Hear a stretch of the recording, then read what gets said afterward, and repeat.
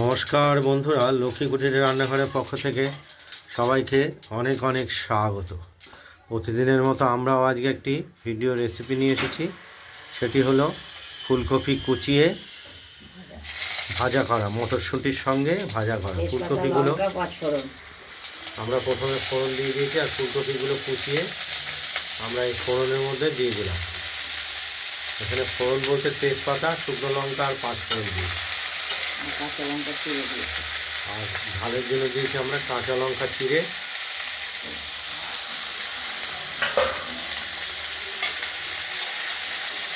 এবার এই তেলের সঙ্গে আমরা ফুলকপিগুলো দিয়ে দিলাম কুচিয়ে রাখা।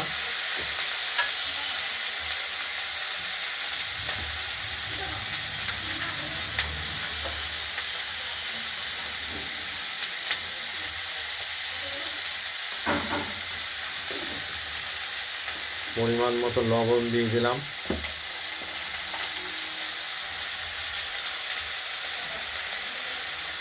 আর পরিমাণ মতো হলুদ দিয়ে দিলাম।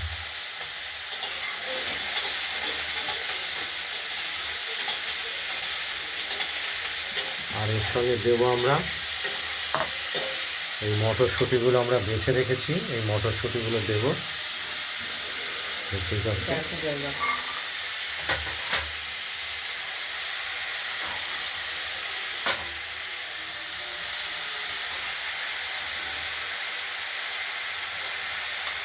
এইগুলো দিয়ে একটা ভাজা ভাজা তরকারি আমরা তৈরি করব।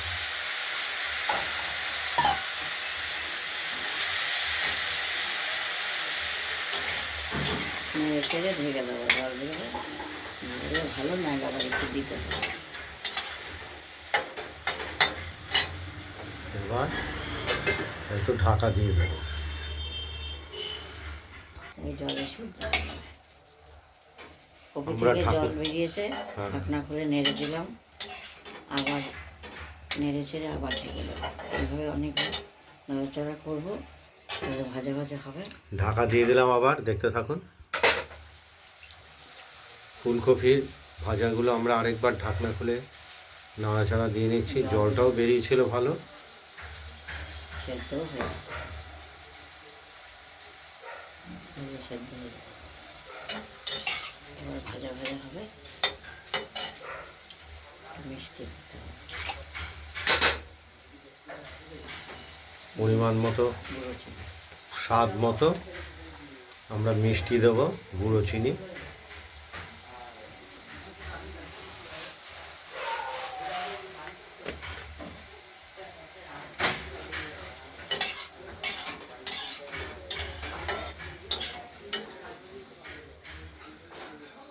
খুবই এই তরকারি সুস্বাদু হয়। ঢাকা দিয়ে দিলাম।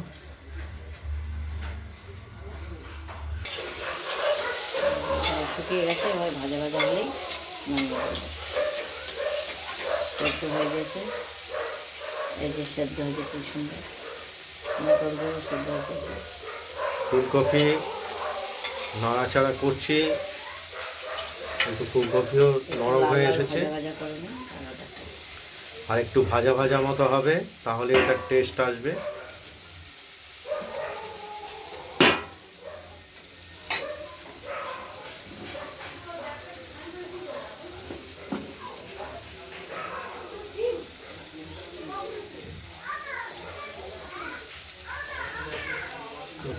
আর একটু খেয়ে দেবো, আর একটু খেয়ে দেবো।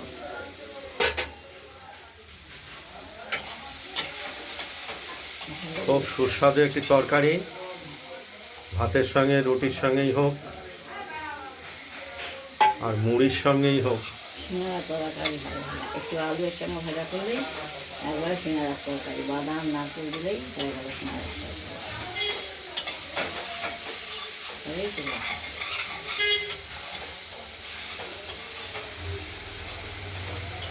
আর ঝাল হয়েছে, নুন সব ঠিক আছে।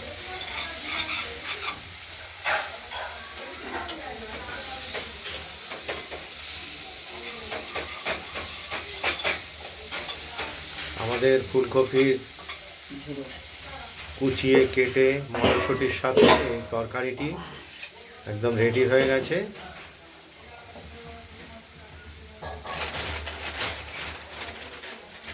নিভিয়ে দিয়েছি। আমরা ওভেনটা নিভিয়ে দিয়েছি, এবার আমরা থালায় নামিয়ে ফেলবো। আপনাদের যদি এই ফুলকপির দাঁড়াও, নামিয়ে দেখি না, এবার বকতেই থাকে। কড়াইটা অফ করো। আমরা ফুলকপির তরকারিটা থালায় নামিয়ে ফেললাম। আপনাদের এই যদি ফুলকপি ভাজার রেসিপিটি যদি ভালো লাগে, তাহলে আপনারা এই ফুলকপি ভাজার রেসিপিটি বানিয়ে ফেলুন, দিয়ে আমাকে কমেন্টে জানাবেন আপনাদের ফুলকপির ভাজার রেসিপিটি কীরকম হয়েছে। রান্নার ভিডিওটি ভালো লাগলে লাইক করবেন, শেয়ার করবেন, আর আমাদের রান্না বান্নাটা ভালো লাগলে লক্ষ্মী কুটিরের রান্নাঘরের চ্যানেলটিকে সাবস্ক্রাইব করে রাখবেন। আজ এইটার এই পর্যন্তই ভিডিওটা। সুস্থ থাকবেন, ভালো থাকবেন। সুস্থ থাকবেন, ভালো থাকবেন, সাবধানে থাকবেন। নমস্কার।